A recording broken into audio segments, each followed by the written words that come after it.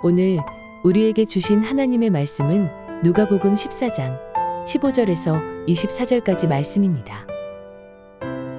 함께 먹는 사람 중에 하나가 이 말을 듣고 이르되 무릇 하나님의 나라에서 떡을 먹는 자는 복되도다 하니 이르시되 어떤 사람이 큰 잔치를 베풀고 많은 사람을 청하였더니 잔치할 시각에 그 청하였던 자들에게 종을 보내어 이르되 오소서 모든 것이 준비되었나이다 하매 다 일치하게 사양하여 한 사람은 이르되 나는 밭을 샀음에 아무래도 나가 보아야 하겠으니 청컨대 나를 양해하도록 하라 하고 또 한 사람은 이르되 나는 소 5겨리를 샀음에 시험하러 가니 청컨대 나를 양해하도록 하라 하고 또 한 사람은 이르되 나는 장가 들었으니 그러므로 가지 못하겠노라 하는지라. 종이 돌아와 주인에게 그대로 고하니 이에 집 주인이 노하여 그 종에게 이르되 빨리 시내의 거리와 골목으로 나가서 가난한 자들과 몸 불편한 자들과 맹인들과 저는 자들을 데려오라 하니라. 종이 이르되 주인이여 명하신 대로 하였으되 아직도 자리가 있나이다. 주인이 종에게 이르되 길과 산울타리 가로 나가서 사람을 강권하여 데려다가 내 집을 채우라.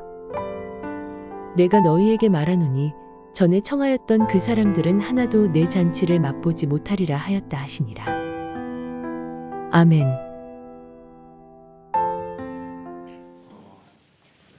오늘 바리새인들 중에 한 사람이 예수님의 말씀을 쭉 듣다가 이렇게 갑자기 이야기합니다. 무릇 하나님 나라에서 떡을 먹는 자는 복되도다. 이 말이 무슨 말일까요? 예수님이 하나님 나라의 잔치에 대해서 가난하고 몸 불편한 자들, 저는 자들, 맹인들을 청해라. 부활 시에 그들이 갚음을 받겠다라고 말씀을 하시는 그 말씀, 13절, 14절 말씀을 듣던 중에 뜬금없이 이런 얘기를 하는 거예요.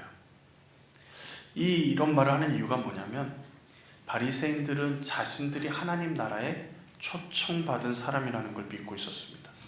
일단은 언약의 백성이고, 그러니까 유대인들이고, 그리고 하나님의 말씀대로 잘 살고 있고, 거룩한 사람이라고 모든 사람들이 인정해 주니 하나님 나라에 자신들이 들어갈 조건이 갖춰졌다라고 생각한 거죠. 그러니까 자격이 있다. 그리고 또 하나님 나라에서 떡도 먹을, 그러니까 그 나라의 잔치에 들어갈 뿐만 아니라 그 나라에서 베푸는 잔치에 참여할 수 있는, 그러니까 모든 상급도 받고 떡도 먹고 잔치에 함께 할 수 있는 그런 자신들은 복받은 사람이다 라는 이야기를 돌려서 하는 얘기가 하나님 나라의 떡을 먹는 자는 복되도다. 다른 말로 하면 뭐라 그럴까요? 하나님 나라 갈 나는 복된 사람이에요. 이렇게 얘기하는 겁니다. 하나님의 말씀을 지키기 위해서 얼마나 많은 희생을 했던가, 무엇을 위해서 그렇게 희생을 하는가? 하나님 나라에 들어가기 위해서 희생한다.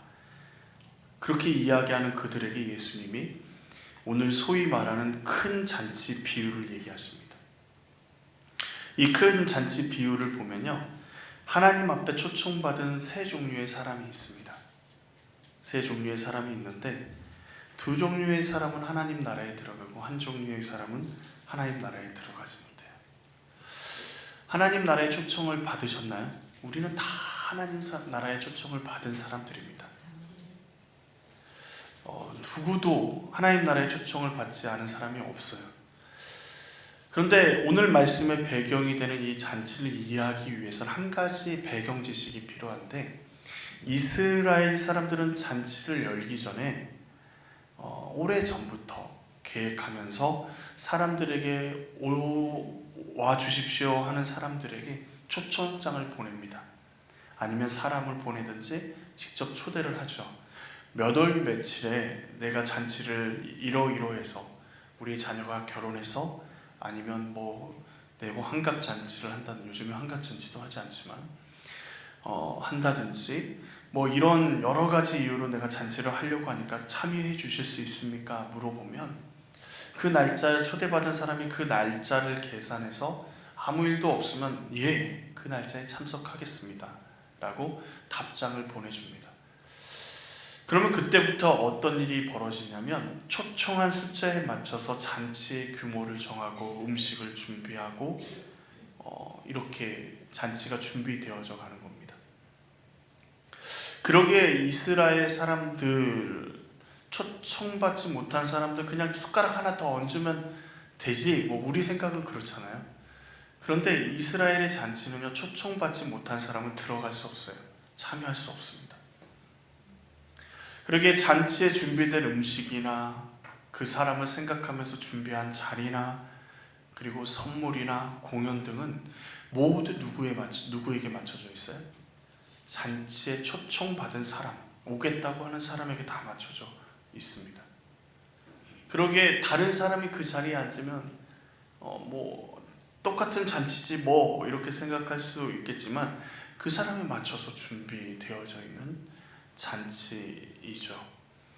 그래서 잔치를 그렇게 준비하다 보면 시간이 어느 정도 걸리지 않겠습니까? 포도주도 준비하고 여러 가지 음식도 준비하고 또 손에 들려보낼 선물도 준비하고 그리고 잔치의 흥을 돋굴 수 있는 공연이나 악단도 준비하고 그런데 그 준비가 다 맞춰지면 주인은요 잔치에 초청받은 사람들에게 종들을 보냅니다. 사람을 보내서 지금 잔치가 준비 다 됐으니까 빨리 오십시오.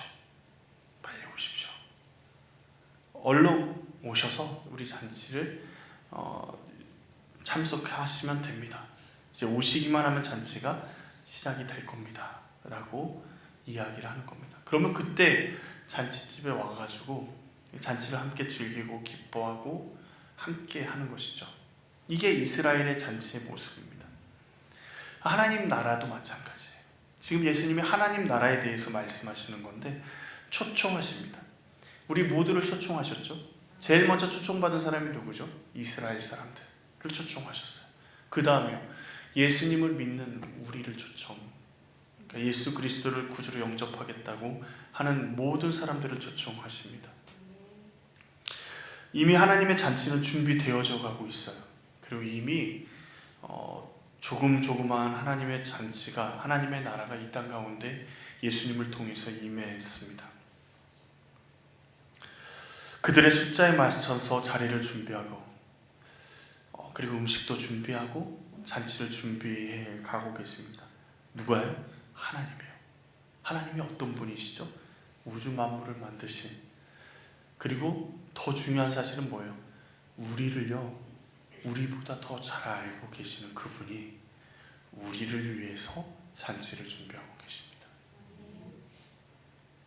얼마나 대단할까요? 그 나라를 생각하면 얼마나 기쁩니까? 그런데 오늘 본문에 보면 잔치에 참석하지 않는 사람들이 있고요. 자격이 없는데 초청받아서 잔치에 참여하는 사람들이 있고, 그리고 잔치가 열렸는지도 모르는데 잔치에 초대받아서 종에게 강청받아서 잔치에 참여하는, 어떻게 보면 얼떨결에 온 사람도 있습니다. 먼저 첫 번째는 잔치에 초청받았지만 사양하고 거절해서 잔치에 참여하지 못한 사람들이죠. 이들은요, 두 번째 초청에 응하지 않은 겁니다. 첫 번째 초청에 당연히 가야죠. 가겠습니다. 그 날짜 내가 시간을 빼놓겠습니다. 약속했는데 잔치 당일날 못 가겠다고 거절하는 거예요. 근데 그들의 거절의 내용을 가만히 보면 첫 번째 사람은 뭘 해서요? 밭을 사서 그 밭을 나가봐야 되겠다고 거절하고 있어요. 여러분, 집을 살 때 어떻게 집을 사십니까? 계약하기 전에 집을 몇 번 가보죠. 몇 번 가보고 집이 햇볕이 잘 드는가, 뭐 이런 여러 가지 것들을 다 보죠. 물은, 수압은 어떤가, 어디 고장난 데는 없는가, 물은 새지 않는가, 다 보지 않습니까? 저만 그렇게 생각하나요? 그냥 집, 몇 억짜리 집이 나왔으니까 그 집 계약하고 말지, 뭐 이렇게 하시나요? 햇볕이 드는 게 되게 중요한 사람은 어떻게 할까요? 아침, 점심, 저녁 햇볕이 잘 들고 있는가 안 드는가를 이렇게 가보신다고 하시더라고요. 그러니까 집을 사기 전에도 꼼꼼히 보는데 밭은 어떨까요? 그냥 어우 땅이 좋네 그러면서 땅을 그냥 냉큼 삽니까? 보자마자 그 밭에 농사를 짓기로 어떤 농사를 짓기로 결정했다면 그 밭이 그 농사를 짓기에, 고구마를 심기에, 아니면 옥수수를 심기에, 다른 밭작물을 심기에 내가 심으려고 하는 그 작물이 적절한지 적절하지 않은지 살펴볼 거예요. 물 공급이 원활한지 아닌지를 살펴볼 겁니다. 기름진 땅인지 아닌지를 살펴보겠죠. 그냥 밭을 아무 묻지도 않고 따지지도 않고 사진 않을 겁니다. 그런데 지금 이 사람이 왜 거절하죠? 밭을 구매했다고, 밭을 확인해 봐야 된다고 잔치에 참여하지 못하겠다라고 이야기하는 겁니다. 밭 사기 전에 확인해 봤을 거 아니에요. 근데 말도 안 되는 변명을 하고 있죠. 그리고 보통 이스라엘 잔치는요, 낮 시간은 너무 덥기 때문에 잔치를 하지 않아요. 언제 할까요? 해가 넘어가고 나서 저녁 시간에 하는 겁니다. 그러면 지금 빨리 오라고 하는 이때는 언제쯤 될까요? 해가 뉘엿뉘엿 넘어갈 때, 이제 밭에 나가면 어두워질 때. 근데 그 어두움 가운데 밭을 둘러보겠다고 간다고 잔치를 거절한다는 것은 억지죠. 가고 싶은 마음이 없는 거예요. 두 번째 사람은 어떤 사람입니까? 소를 5결이 산 사람입니다. 소를. 이 당시에 소는 굉장히 중요한 농사 기구였죠. 5결이라는 것은 손 한 결이에 2마리 소가 쟁기를 끌기 때문에 총 10마리를 샀다라는 것이죠. 그런데 소를 살 때 그냥 눈으로 보기에, 그냥 이렇게 겉에 딱 보기에 아우 건강하네, 이 소 10마리 얘부터 얘까지 주세요, 이렇게 사나요? 하나하나 확인해 보잖아요. 하나하나 얘가 건강한지 어떤지 시험해 보기도 하고, 한번 끌어보기도 하고 걸어보기도 하고, 그러면서 소를 산단 말이죠. 특별히 이 소들은요, 농사를 짓기 위해서 사는 소입니다. 그러면 2마리가 쟁기를 끄는데 1마리가 너무너무 약하고, 1마리는 너무 힘이 세가지고, 힘센 소가 자기 마음대로 하려고 그러면 1마리 소는 어떻게 해요? 끌려가다시피 하면 농사가 제대로 되겠습니까? 그러니까 어느 정도 균형이 맞춰져야 돼요. 어느 정도. 그러면 소를 살 때부터 그 균형에 맞춰서 소를 사야 되잖아요. 그러면 짝을 맞춰서 소를 사야 되는데 이제야 소를 시험하러 간다고요? 말이 안 되죠. 더군다나 소를 10마리 정도 사가지고 농사를 지을 정도면 이 사람이 직접 농사를 지을까요? 안 지을까요? 사람 시켜서 농사 짓는 사람이겠죠. 엄청난 부잣집이에요.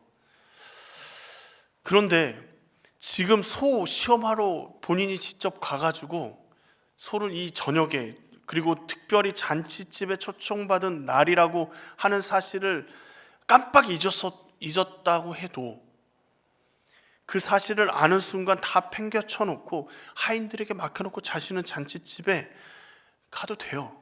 일꾼들에게 소 시험 잘 해봐 라고 얘기해도 돼요. 그런데 어떻게 한다고요? 밭을 산 사람처럼 한밤중에 소를 굳이 시험하겠다고, 잔치집에 못 가겠다고 양해해달라고 이야기하는 거예요. 어떻게 느껴지십니까? 명백하게 잔치집에 가지 않기로 마음에 굳게 다짐한 사람처럼 보이죠. 세 번째 사람은요, 장가 들었으니까 잔치집에 못 가겠대요. 아내랑 시간을 보내야 되니까 잔치집에 못 가겠대요.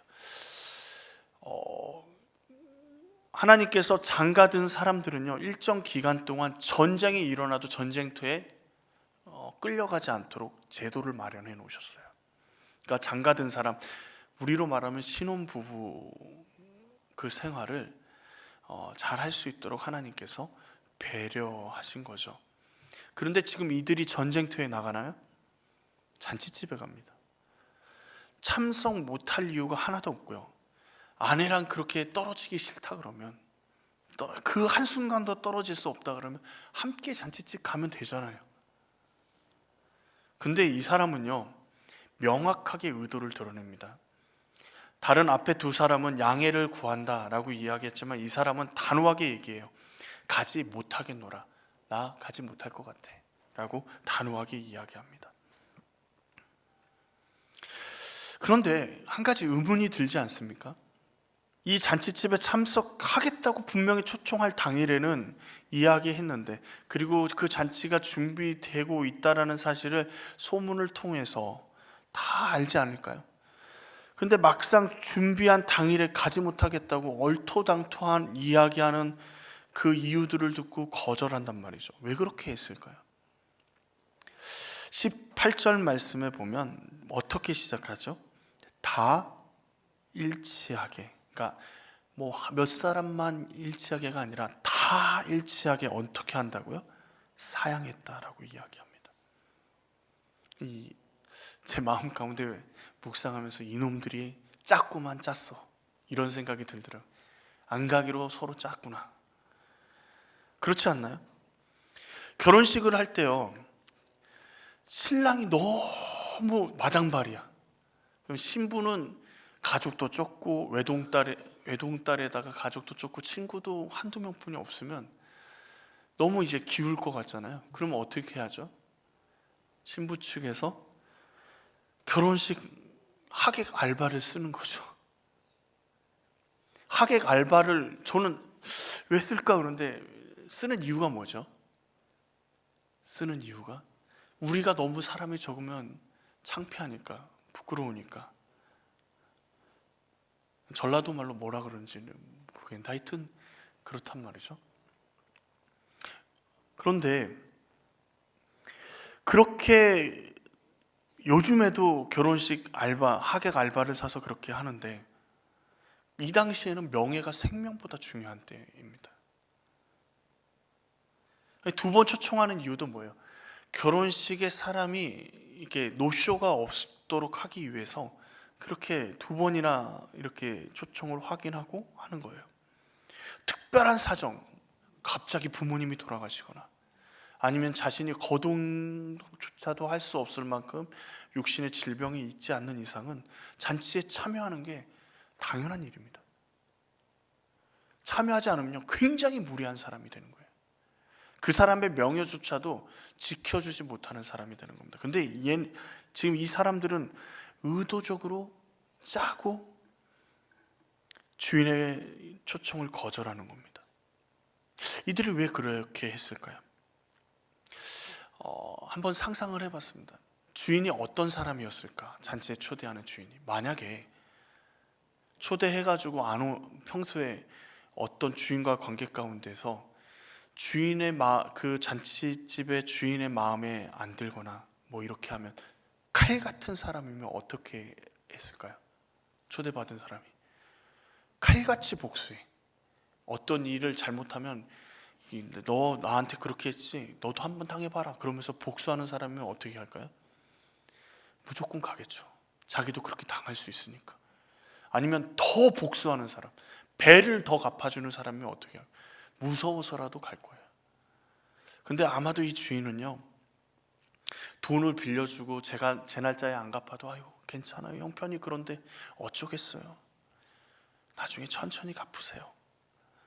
그리고 불쑥 그 사람이 화를 내도요, 아유 화날 만한 일이 있어서 그런가 보다, 그리고 그냥 그 화를 다 받아주는 그런 사람이지 않았을까. 평소에 그들의 무례함을 참아주고 인자하게 대해주고 정말 오래 참아주는. 근데 그런 사람이 명예가 막 올라가는 거예요. 그 사람들을 사람들이 막 존경하는 거예요. 그러니까 이들이 짜는 거죠. 어떻게? 한번 망신을 주자. 제대로 망신을 한번 줘야 되겠다. 그래서 잔치 초청에 가겠다고 응하고 어떻게 해요? 안 가겠다고 마지막 날에 노쇼를 하는 거예요. 못 가겠다 얘기를 하는 거죠. 그러면 어떻게 돼요? 잔치집 주인은 그 명예가 땅바닥에 떨어지는 거예요. 근데 이들을 바라보면서 누가 떠오르시나요? 성경에서 지금 예수님과 대화하는 바리새인들이 떠올랐습니다. 그들은요 하나님 앞에 제일 먼저 초청받은 사람들입니다. 유대인으로 하나님이 그들을 통해서 이 온 민족과 나라들을, 열방을 구원하기를 원하셨어요. 그런데 그렇게 하나님의 나라를 사모하며 천국이 자신들이 초청받았다고 확신하는 그들의 태도가 어떻죠? 막상 예수님이 오시니까, 잔치가 준비 다 되었다고 하나님의 나라가 그들 앞에 임하니까 어떻게 해요? 자신들의 욕심과 이기심 때문에 한 마음 한 뜻이 돼서 예수님을 거절해요. 근데 그들 마음 가운데 이런 마음이 있었을 거예요. 어제도 안 오셨고 그제도 안 오셨고, 그리고 하나님이 참아주시고, 우리 신앙의 우리 조상들 봐봐, 자꾸 쓰러지고 넘어져도요 어떻게 해요? 하나님이 용서해 주시고 다시 일으켜 세워주시고, 포로로 끌려가면 포로로 끌려가는 데서 벌 어느 정도 받으면 다시 돌아오게 하고, 얼마나 인자하신 하나님이야. 그러니 지금 예수님이 딱 보기에도, 이사야 53장이나 아니면 구약 성경을 잘 아는 그들이 보기에 예수님이 행하신 모든 일이 예수님이 구세주 메시아라는 사실이 명확함에도 불구하고 그들은요 예수님을 무시하기로 결정해요.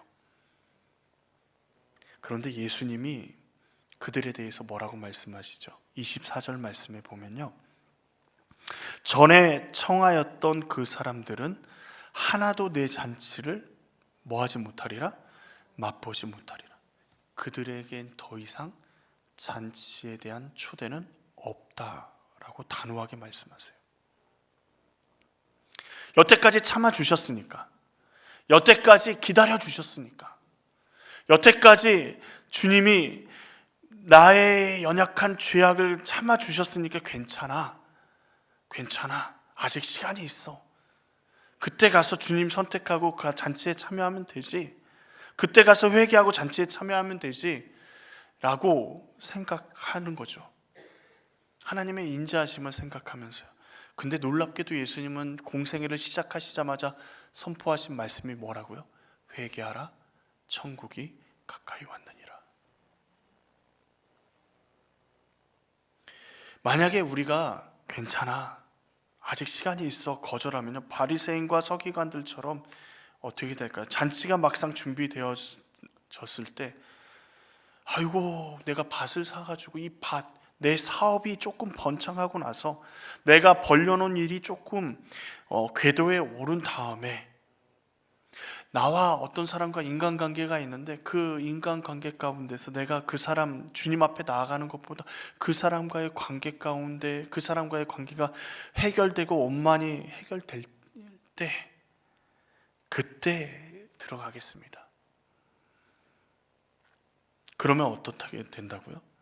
내 잔치를 하나도 맛보지 못할 것이다 라고 명확하게 말씀하고 계시는 거예요. 이들은 초청받은 자이나 어떻게 된 거예요? 하나님의 나라의 잔치를 참석하지 않아서 맛보지 못한 사람들이에요. 두 번째 사람들은요, 자격이 없는데요 초청받아서 하나님의 나라의 잔치에 참여한 사람들입니다. 보통 이 정도 되면 잔치는 벌려졌는데, 준비는 다 됐는데 온다는 사람이 안 온대요. 그러면 어떻게 해야 되죠? 잔치를 보통 이 정도 되면 접어야 돼요. 다른 식으로 땜빵하면요 문제가 심각합니다. 오늘 본문의 주인처럼 하면요 오히려 명예가 더 이렇게 되는 뛰어난 게 아니라 그 명예는 땅바닥에 떨어지고, 그 주인은 누구의 친구라고 이야기 들을까요?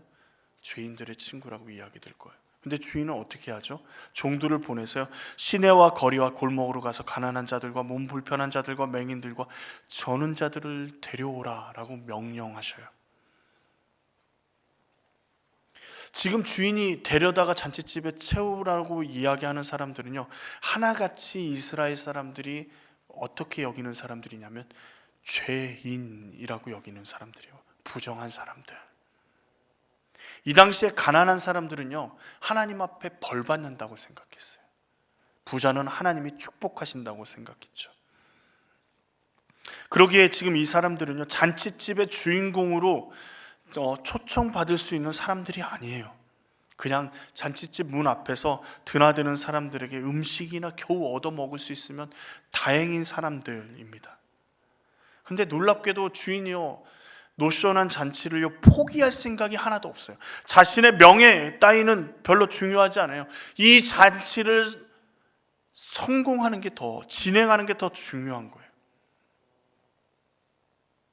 근데 놀랍게도요, 이 잔치에 초대된 이 사람들이요, 원래 초대되어야 될 사람들이었다라는 거죠. 우리가 오늘 말씀을 읽지 않았지만 성경책을 펴고 계시면 13절 말씀을 한번 봐보십시오.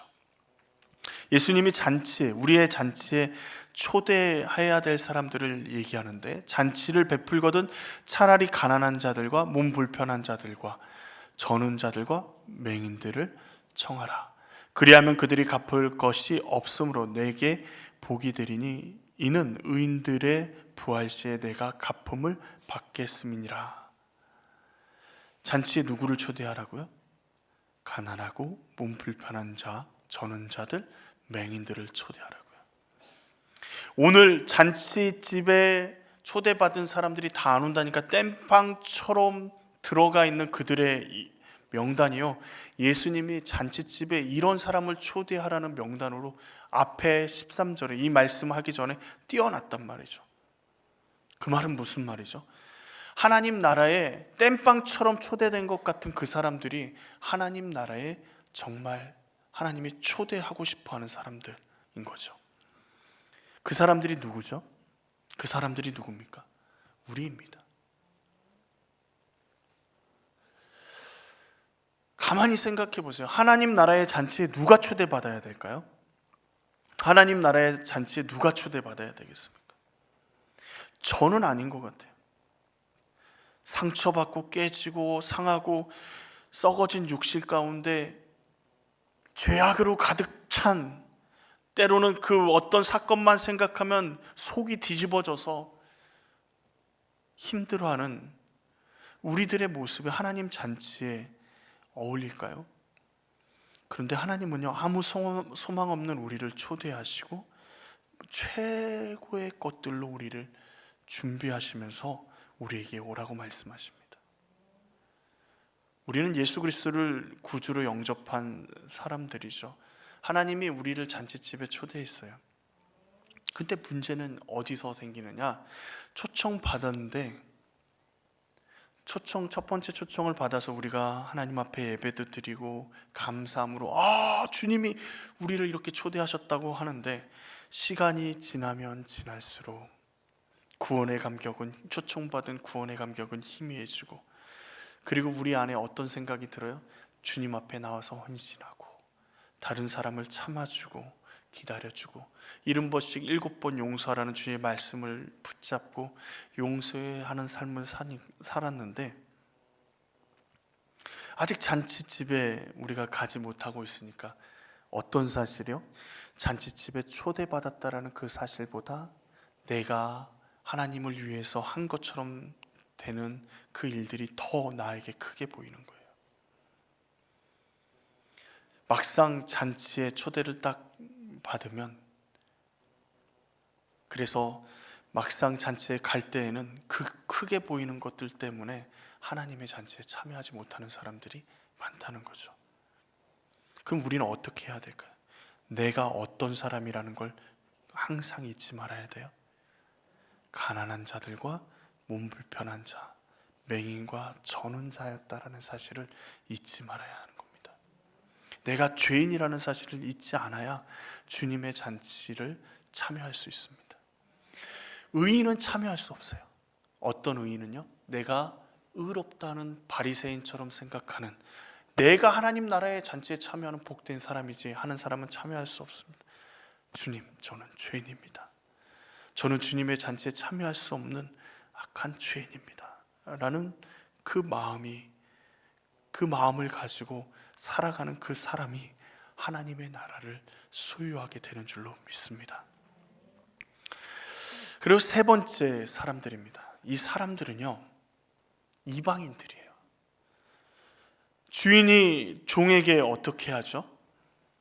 잔치집에 자격 없는 사람들 다 초대했어요. 그 사람들은요, 예수님이 누군지, 구원자가 누군지, 하나님이 누군지 다 알고 있는 사람들이에요. 이 잔치의 주인이 누구고 이 잔치가 준비되고 있다는 사실도 알고 있지만 감히 그 자리에 가지 못한다고 생각했던 사람들이에요. 그런데 세 번째 초청받는 사람들은요, 길과 산 울타리, 그러니까 그 지역을 넘어서서 주인이, 그 잔치를 베푼 주인이 어떤 사람인지, 어떤 능력이 있는 사람인지 이름조차도 모르고, 또 뭐예요? 잔치를 베풀었다라는 사실도 모르는 사람들이에요.